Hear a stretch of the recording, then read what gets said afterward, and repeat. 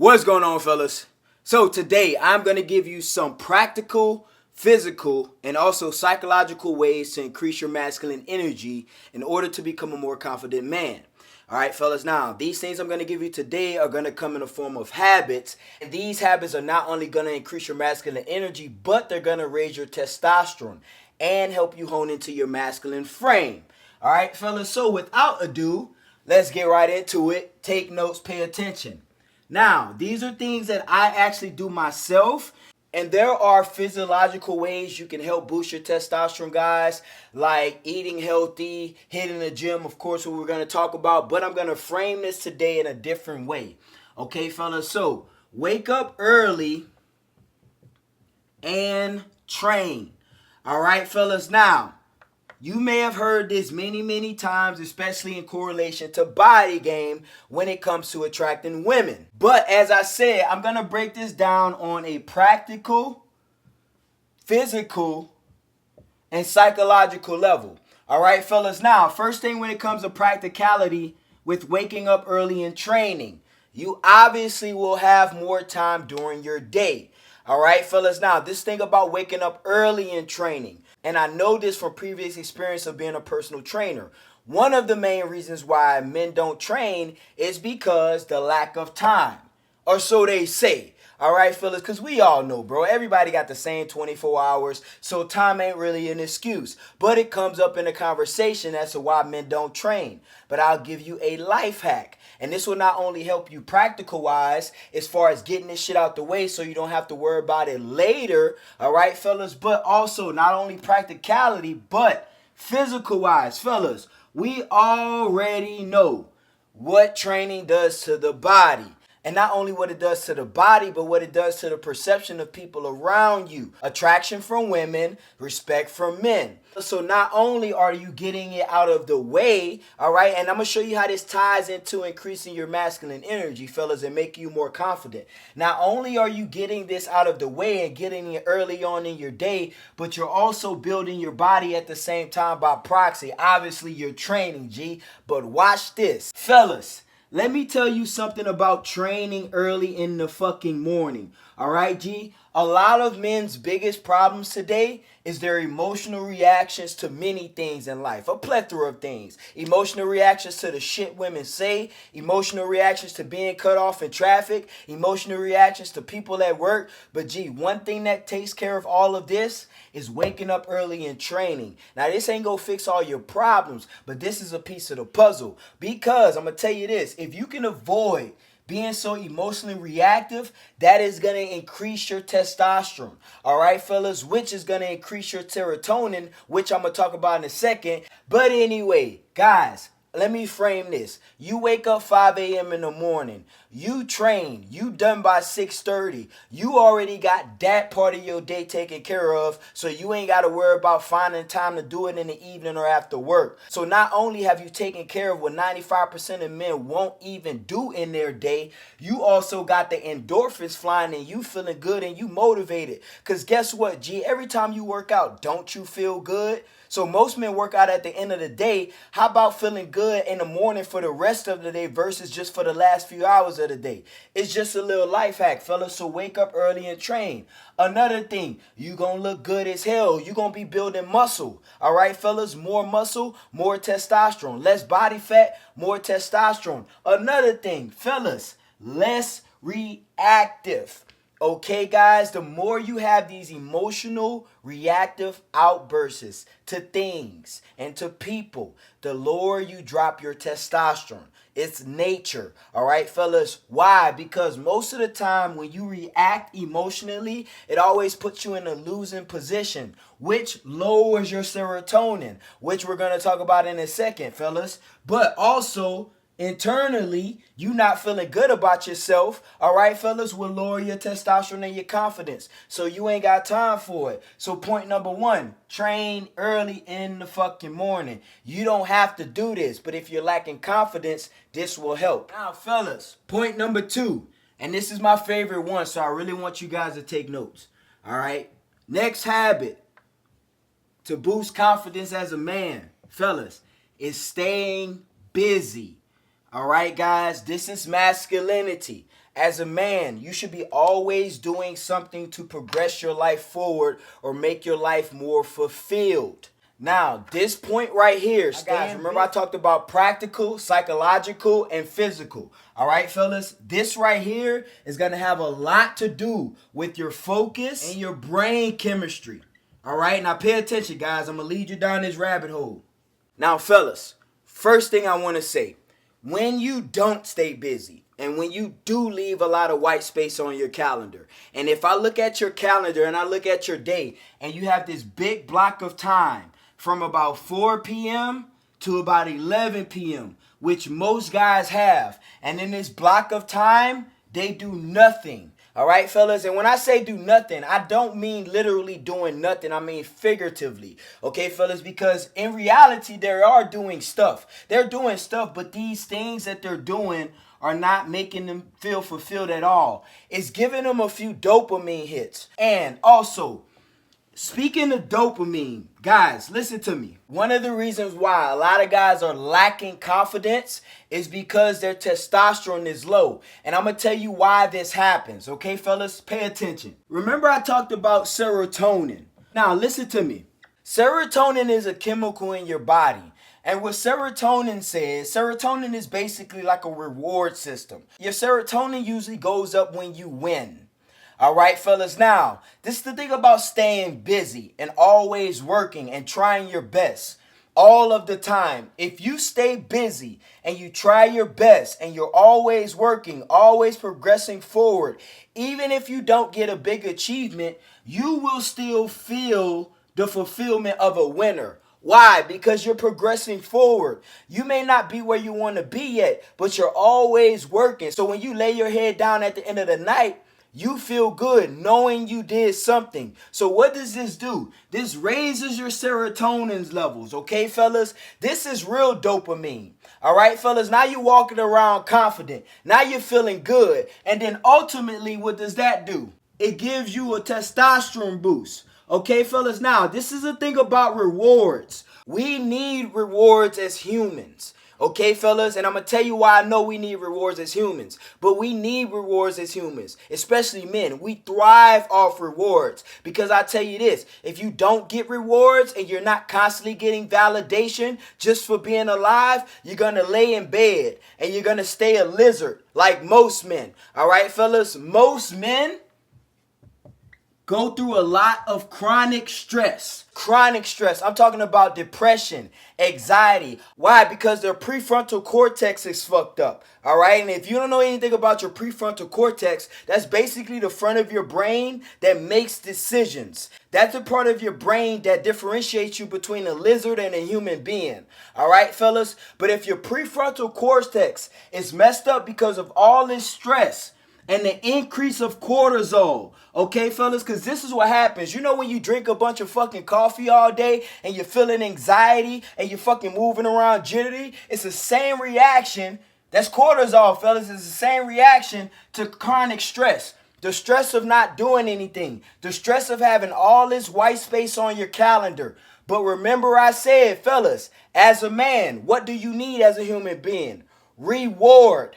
Right? But you're going to get it anyway. So what men do when they're in this stage right here, the stress, they get reward from dopamine. Jeez, fellas, this is why you need to stay busy. They get reward from dopamine, porn, video games, TV, social media, chasing women. And because of this, they stay in this cycle, this never-ending cycle of stress, chronic stress, increase of cortisol, dopamine spike. They feeling good, but they not really feeling good. So it's an overabundance of nonsense. All right, fellas? So this is the difference between serotonin and dopamine, G. Dopamine is this feels good. The porn feels good. The video games feel good. The chasing women feel good. Wasting my times feel good. And I want more. I need more. I got to keep swiping. I got to keep playing. Every time I do it, even though I feel bad when I'm doing it, the stress, even though I feel bad when I'm doing it, I'm still getting the reward. So my brain can't tell the difference between the two. Now we talk about serotonin. Serotonin is, it feels good, but I'm good. I'm content. That's the difference between chasing pleasure and chasing contentment and happiness. A lot of men are looking for happiness, but they doing it the wrong way. All right, fellas? This how you find happiness and fulfillment. Get to work. This raises your masculinity. This raises your testosterone. This raises your serotonin. You're walking around confident as fuck. The most confident men that you know work like hell, G. Guarantee you. All right? Now, that's your fucking science lessons for the day. Let's move to the next point. Now, fellas, next thing to increase your masculine energy and raise your confidence is initiating conversations. Okay, fellas, initiating interactions, initiating communication, just being initiative, being assertive, being dominant. Okay, fellas? Now listen to me clear, guys. How you do one thing is how you do everything. All right, fellas? I'm going to say this again, and I'm going to put this on the screen. How you do one thing is how you do everything. So when you got this notion and this mindset that you have to wait for a woman to initiate a conversation, to initiate the approach, to initiate sex, to initiate every damn thing in the dynamic, how you do one thing is how you do everything. So because most men are scared to approach women and they got this code to say women got to approach them because they're attractive. How you do one thing is how you do everything. If you can't initiate that, you won't dare to initiate anything else in your life. Now, there are some men, there's a rare few of men who are chads, who women just walk up to all day. So they got a reason to say, I'm never going to approach a woman. But for the majority of men, fellas, sorry to say, G, it is your masculine duty to walk up to a woman and initiate the interaction, fellas. All right? What this shows is dominance. All right, guys? And the crazy thing about this is practicality. If you do this enough, your confidence will have a spike. Why? Because even if you get rejected, you done convince yourself that walking up to people and initiating conversations is not a problem. And I'll give you a nuance about initiating. I'm not just talking about initiating conversations. I'm talking about confronting the beast and initiating altercation and not avoiding conflict when there is conflict. All right, fellas? This is deep. All right, fellas, this goes all the way down to you not being afraid to tell anybody exactly what they need to hear. All right, guys, this starts off with you having the boldness and the courage to walk up to a woman and say, hi, my name is. Practice, practical, easy stuff. Daily basis, at least 3 to 5 people a day. Walk up to them, introduce yourself, ask them their name, start a little 2-minute small talk conversation and walk the fuck off. Have a great day. It's easy, fellas, all right? But you got to start doing it. This will help you build this dominant muscle that every man naturally has, all right? Because every man was born with testosterone. But the determination of how high or low a certain man's testosterone levels are is based on a few practical things, fellas. Like having the courage to walk up and talk to people, or having the courage to start a conversation, or having the courage to walk up into your boss and ask him for a promotion, or having the courage to tell a woman, hey, bitch, I don't play all that shit. These are my boundaries. All right, fellas, or having the courage to tell your homeboys that they need to get off their ass and get to work, regardless of what the situation is. How you do one thing is how you do everything.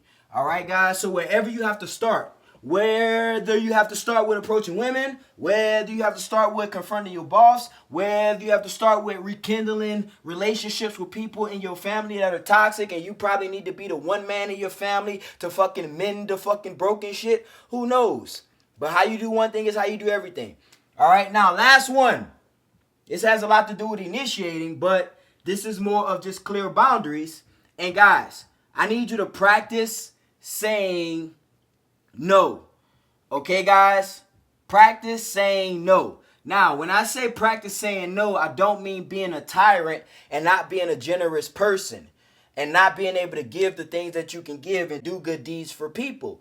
What I'm saying is a lot of men have a problem with saying no. All right, now remember earlier in the video we talked about serotonin.